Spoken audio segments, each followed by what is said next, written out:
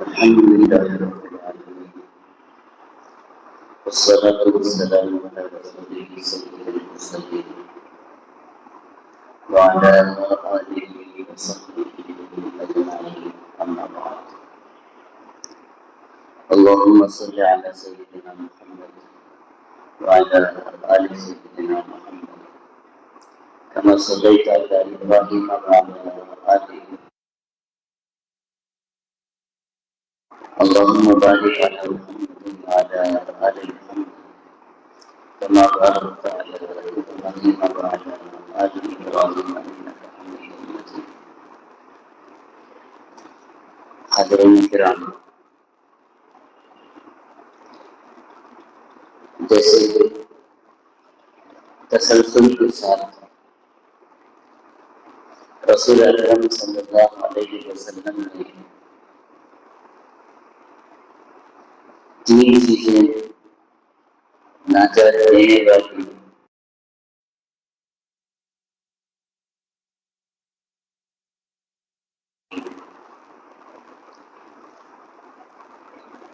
اور تین چیزیں انسان کے لیے کفارہ اور تین چیزیں انسان کے لیے مومن کے لیے درجات ہیں.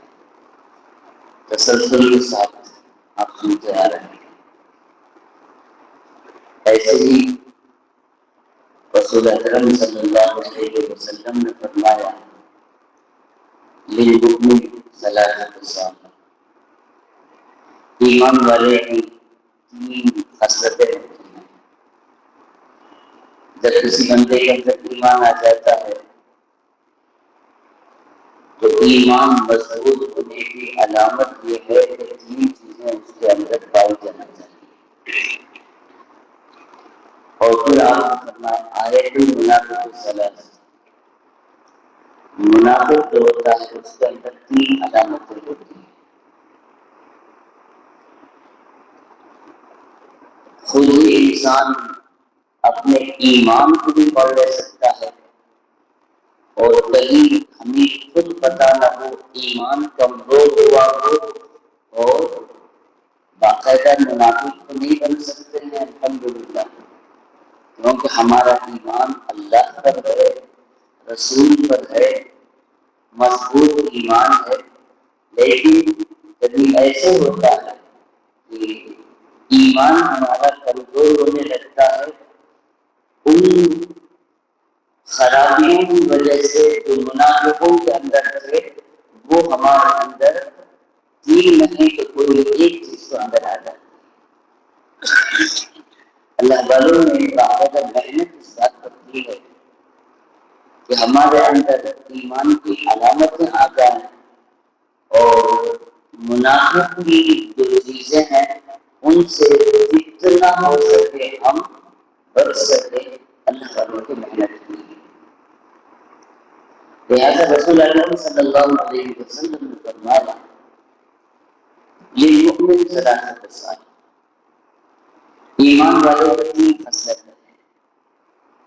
یہاں علامتیں نہیں فرمایا گیا بلکہ خصلتیں اندر سے پیدا ہوتی ہیں، علامتیں باہر نظر آنے لگتی ہیں. تو فرمایا پہلی خصلت اذا حدث صدق، جب زبان کھولتا ہے تو سچائی کے علاوہ کوئی بات بولتا نہیں، زبان سے سچائی ہے. رسول اکرم صلی اللہ علیہ وسلم نے صحابہ کرام رضوان اللہ علیہم اجمعین پر وہ محنتیں فرمائی، وہ تعریف فرمائی کہ آپ علیہ السلام کو اتنا یقین تھا کہ آپ نے فرمایا مومن گنہگار ہو سکتا ہے لیکن جھوٹا نہیں ہو سکتا. کبھی اس کی زبان سے غلط ہے یعنی ہرگز نہیں ہو سکتی ہے. اتنا یقین تھا اپنے امت پر آپ صلی اللہ علیہ وسلم. تو پھر کیا کیا ہم مصلحت پر کہیں کچھ جھوٹ بول دیں یا اپنے ذاتی مفاد کے لیے کہیں جھوٹ بول دیں، تجارت میں نفع کی شکل کے لیے ہم جھوٹ سے کام لے لیں۔ ہاں، شیخ سعدی رحمۃ اللہ علیہ نے ایک جھوٹ کی اجازت کی۔ آپ نے فرمایا کہ وہ سچائی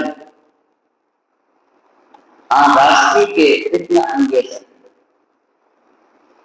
وہ سچائی جو دو آدمیوں میں لڑا دینے والی ہو، فتنہ کھڑا کرنے والی ہو، اس سچائی سے وہ جھوٹ بہتر ہے جو دو دلوں کو ملا دینے والی ہے۔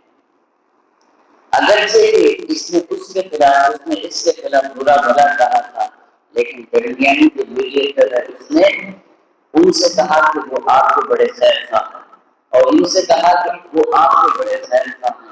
دونوں کے دلوں سے نفرت دور ہوئی۔ شیخ سعدی رحمۃ اللہ علیہ فرماتے ہیں کہ وہ جھوٹ اگرچہ جھوٹ ہے لیکن سچائی سے ہے۔ تو رسول اکرم صلی اللہ علیہ وسلم کی لعنت کی صحابہ پر کہ آپ نے صحابہ پر پورا پورا اعتماد کیا کہ کبھی کوئی جھوٹ نہیں۔ یہی وجہ ہے کہ ایک صحابی ایک بہت بڑی غلطی فرما دی، اور غلطی کیا تھی؟ دربار اقدس میں جو خصوصی مشورے طے ہو رہے تھے ان مشوروں کو ایک چٹھی میں لکھا، اور ایک عورت جو مدینے کے مکے کی طرف جا رہی تھی اس کے پاس وہ چٹھی تھما دی کہ مکے کے قربا کے پاس پہنچا دو کہ یہاں یہ بات ہے۔ آقا اعظم صلی اللہ علیہ وسلم کو وہ ذات اقدس ہے کہ آسمان سے وحی اتر رہی ہے، آسمان سے خبر آئی کہ آپ فوراً آدمی دوڑو، یہاں کی ایک بڑی خبر باہر جا رہی ہے۔ رسول اکرم صلی اللہ علیہ وسلم نے اور ایک ساتھی دونوں سے فرمایا کہ مکے کی طرف جاؤ، اور جاتے ہوئے ایک تنہا مسافر رہے گا، اس کے پاس ہمارا ایک بڑا راز باہر جا رہا ہے۔ حضرت علی کرم اللہ کو جب گھوڑے دوڑاتے ہوئے پہنچے، دیکھا کہ عورت تنہا جا رہی ہے۔ آپ نے اس کو ذمہ دیا، اس کو روک دیا اور فرمایا کہ جو چٹھی ہے اس کو باہر کر۔ اس نے کہا واللہ میرے پاس کوئی چٹھی نہیں۔ حضرت علی نے لرزتے ہوئے کہا، گرجتے ہوئے اس سے کہا کہ اگر چٹھی نہیں واپس کرے گی تو تجھے ننگا کر دوں گا اور چٹھی باہر کر دوں گا۔ اس پہ وہ اثر ہوا کہ وہ چٹھی باہر نکالی اور دے دی۔ رسول اکرم صلی اللہ علیہ وسلم کی خدمت میں پہنچے اور فرمایا کہ یا رسول اللہ چٹھی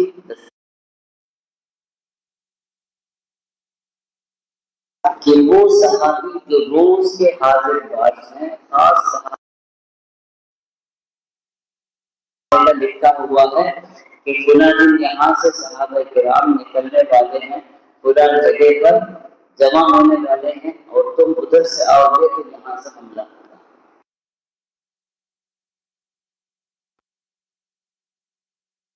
حضرت عمر رضی اللہ تعالیٰ عنہ بیٹھے ہوئے، حضرت عمر رضی اللہ تعالیٰ عنہ کے تیور بدل گئے، آپ نے تلوار نکالی اور فرمایا یا رسول اللہ کیا میں اس کی گردن اڑا دوں؟ آپ نے فرمایا عمر معلوم ہے شریک صحابی ہیں اور اللہ سبحانہ و تعالیٰ نے بدل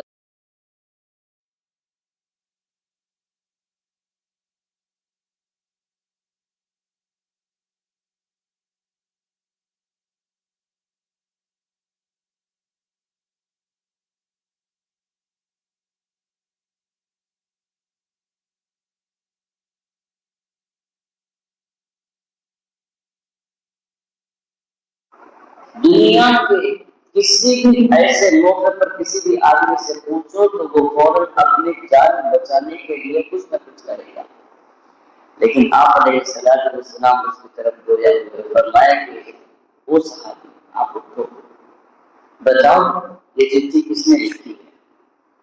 انہوں نے فرمایا یا رسول اللہ میں نے لکھی ہے۔ آپ نے دوسرا سوال پوچھا کیوں لکھا؟ فرمایا یا رسول اللہ آپ اللہ کے نبی ہیں، اللہ کے حکم سے جہاد کے لیے جاتے ہیں، راز باہر ہو یا راز باہر نہ ہو کامیابی تو ہمارے لیے 100% لکھی ہوئی ہے۔ صرف میں نے یہ کام اس لیے کیا ہے کہ میرے بیوی بچے زمین گھر کام سب مکے میں ہیں، میں اس طریقے سے کچھ خبریں ان تک پہنچاتا رہوں گا تو وہ لوگ سمجھیں گے کہ یہ ہمارا آدمی ہے اور میرے بیوی بچوں اور میرے گھر کے وہ لوگ حفاظت کریں گے۔ یہ کیا چیز ہے؟ اذا حدث صدقہ، زبان کھولے تو سچائی کا علاوہ کچھ نہیں، جو ہے وہ سامنے رکھ دیا۔ رسول اکرم صلی اللہ علیہ وسلم نے انہیں اتنے بڑے حصول کے باوجود ان کی سچائی پر انہیں معاف فرما دیا۔ تو آپ علیہ الصلوۃ والسلام نے فرمایا ایمان والا کبھی جھوٹا نہیں ہو سکتا۔ پھر دوسری چیز وَإِذَا وَعَدَ وَأَنجَزَ وَإِذَا وَعَدَ وَفَى، اور جب ایمان والا کوئی وعدہ کر دیتا نبھاتا، اس میں کبھی وعدہ خلافی ہو بھی نہیں سکتی۔ ہر زمانے کے ہم بیان کر سکتے ہیں، لیکن روئے زمین پر سب سے بہترین جماعت صحابہ کرام کی ہے، تو میں صحابہ کرام ہی سے مثال دینا چاہتا ہوں۔ سیدنا عمر فاروق رضی اللہ تعالیٰ عنہ کے دربار ہے اور کچھ یہودی ایک مسلمان کو دیکھ کے حاضر ہوئے اور انہوں نے کہا کہ یہ ہمارے آدمی کا قاتل ہے، قتل کیا۔ آج ہم انصاف کے لیے یہاں حاضر ہوئے۔ حضرت عمر رضی اللہ تعالیٰ عنہ نے گواہوں کے ذریعے پتہ کر لیا کہ جو دعویٰ دائر کیا گیا وہ صحیح ہے، اور یہ بات بھی ہے کہ بدل میں اس کو قتل جو ہوا ہے وہ یہودی ہے، لیکن آج قتل ہونے والا مسلمان ہے۔ تو آپ نے پروانہ جاری کر دیا کہ معاملہ صحیح ہے اور اس کو بدل میں قتل کیا جائے گا، لیکن کچھ ضروریات ہیں، کچھ بات ہے تو اس سے نکال دو، اس سے پوچھ دو۔ پوچھا گیا کہ بھائی اب تو تیری جو بھی ہے، تیرا جو قتل ہے وہ پروانہ جاری ہو گیا، اب بتا کہ کیا ہے؟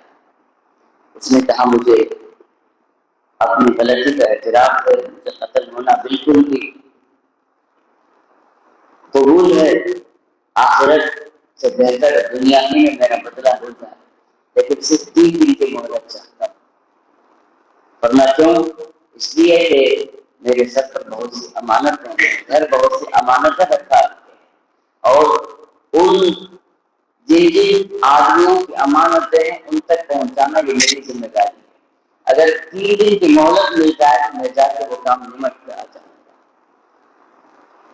سیدنا عمر فاروق رضی اللہ تعالیٰ عنہ نے فرمایا اس تمہاری درخواست پر گواہ کون رہے گا؟ بات اتنی کٹھن ہے کہ اگر 3 دن پر بندہ نہ آئے تو یہاں گواہ بننے والا آدمی قتل ہو جائے گا۔ اس نے یوں دربار پر ایک نظر دوڑائی اور ایک صحابی بیٹھے ہوئے تھے، ان کی طرف اشارہ کیا کہ یہ میری طرف سے گواہ ہے، ضمانت ان کی ہے۔ سیدنا عمر فاروق رضی اللہ تعالیٰ عنہ نے فرمایا کہ بھائی کیا ضمانت قبول ہے؟ امیر المؤمنین بے سر و جسم قبول ہے۔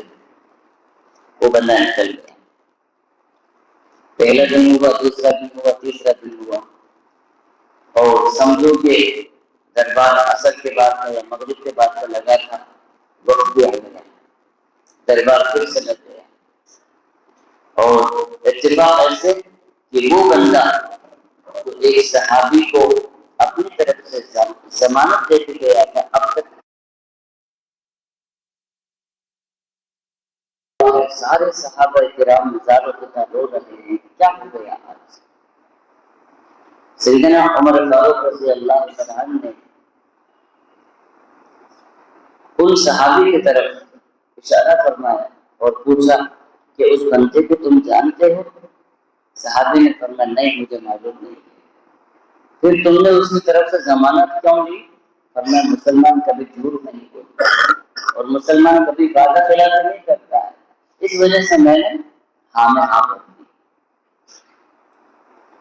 ابھی وقت ہونے کو بالکل وقت تنگ ہے کہ ایک دم سے تیزی سے دوڑتا ہوگا، سانس اس کی خوب چل رہی ہے، سانس لیتا ہوا دوڑتا ہوا بھاگتا ہوا یہاں پہنچا اور فرمایا کہ میں آپ تمام لوگوں سے معافی مانگتا ہوں اس بات کی، اس لیے کہ میری طرف سے تکلیف ہوئی، یہاں پہنچنے میں دیر ہوئی، کائے کے لیے آ رہا ہے قتل ہونے کے لیے. تو یہودی جو مدعی بن کر آئے تھے وہ سارا منظر دیکھ رہے کہ مسلمانوں کا بھی کیا حال ہے. ایک انجانے آدمی کے لیے ایک انجانا آدمی مستقل ضامن بن کے کھڑے ہو جاتا ہے اور اس کے لیے خود کو جلات کے حوالے کرنے کے لیے تیار ہے. وہ آیا اور اپنی جو بھی مجبوری تھی مجبوری کو بیان کیا اور کہا کہ اب میرا سب حاضر ہے، آپ ختم کر دیجیے. یہودیوں نے کہا تھوڑی دیر صبر کیجیے، ہمیں موقع دیجیے. اتنا سچا مذہب جب ہے تو ہم ایک آدمی کی جان جو ہے ہم لینا نہیں چاہتے ہیں، بلکہ ہم اپنے سروں کو آپ کے دربار میں جھکاتے ہیں اور اسلام قبول کرتے ہیں اور اپنی خون بخشی کا ہم اعلان کرتے ہیں. رسول اکرم صلی اللہ علیہ وسلم نے یہ فرمایا کہ اذا وعد انجز واذا وعد وفا، جب وعدہ کرتا ہے مسلمان کو نبھاتا ہے. اور ہمارا کردار ایسا ہے کہ ہمارا کردار دوسروں کو متاثر کرتا ہے. آپ ایک آدمی پر 10 سال محنت کرتے رہیں گے وہ اثر نہیں ہوگا جو ہمارے اخلاق سے، ہمارے کردار سے، ہمارے اطوار سے، ہمارے اخلاق سے اس کا اثر ہوگا. مولانا قاسم نانوتوی رحمۃ اللہ علیہ کے ایک دوست قاری طیب صاحب رحمۃ اللہ علیہ فرماتے ہیں کہ دوست جو ہے وہ پکا ہندو تھا، ہر دن صبح شام آنا جانا رہتا تھا. اور مولانا قاسم نانوتوی رحمۃ اللہ علیہ کا جب انتقال ہوا تو ہمارا بچپن تھا، ہم لوگ اس کے پاس پہنچے اور پہنچ کے ہم نے اس ہندو سے کہا کہ دادا جان تو آپ چلے گئے، آپ دادا جان کا جو مذہب تھا اسلام آپ قبول کیوں نہیں کرتے؟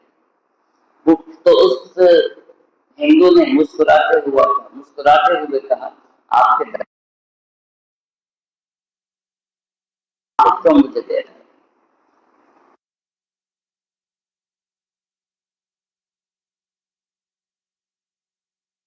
وقت آیا، اس وقت اس نے خاندان قاسمی کو بلایا اور بلا کے کہا کہ یہ میرا آخری وقت ہے، میں قاسم نانوتوی سے جا کے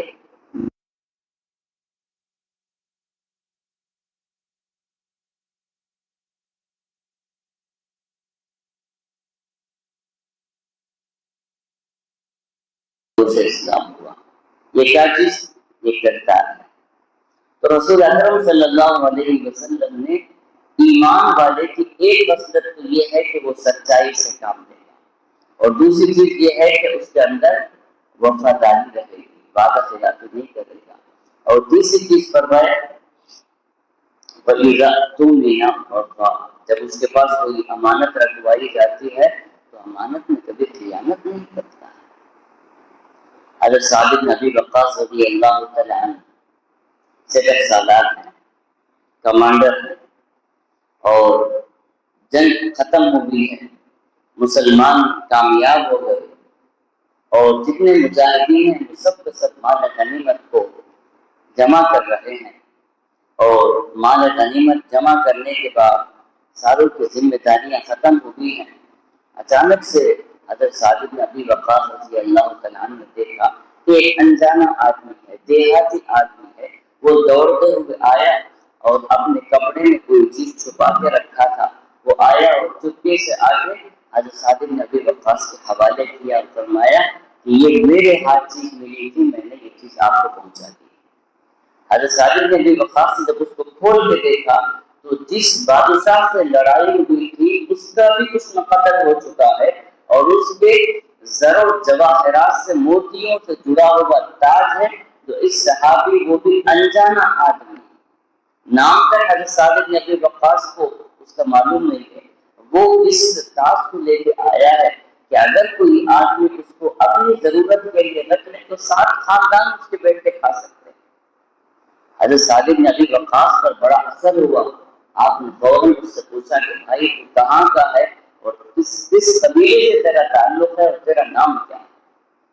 اس نے ایک سخت کہا کہ جناب جس ذات کی خوشنودی کے لیے میں نے کیا ہے وہ میرے قبیلے کو بھی جانتا ہے، میرے نام کو بھی جانتا ہے، میرے ماں باپ کو بھی خوب جانتا ہے، آپ کو اس کی ضرورت نہیں ہے، السلام علیکم کہتا ہوا نکل گیا۔ ایمان والے کی یہ علامت ہے کہ جب کوئی امانت مل جائے تو اس میں خیانت تھوڑی برابر بھی نہیں، امانت پوری ہونی چاہیے۔ رسول اکرم صلی اللہ علیہ وسلم نے فرمایا لا ایمان لمن لا امانت له۔ یہ آپ صلی اللہ علیہ وسلم کے شاندار مختصر جملے ہیں۔ آپ نے فرمایا ایمان اس کا ہے ہی نہیں جس کے اندر امانت داری نہیں ہے۔ ہاتھ تمہارا صاف نہیں ہے اور تم نمازی ہو، روزے رکھتے ہو، ساری چیز کرتے ہو، اور سمجھو کہ ہمارا ایمان مکمل ہے، جب امانت داری نہیں ہے تو ایمان تمہارا کبھی بھی کبھی چلا گیا ہے، تبھی تو خیانت تمہارے اندر آئی۔ تو آپ علیہ الصلوۃ والسلام نے ایمان کو جانچنے کے لیے اپنے اندر ان 3 فطرتوں کو ڈھونڈنا پڑے گا۔ اللہ تعالیٰ سے دعا ہے کہ نیک توفیق عطا فرمائے۔ وآخر دعوانا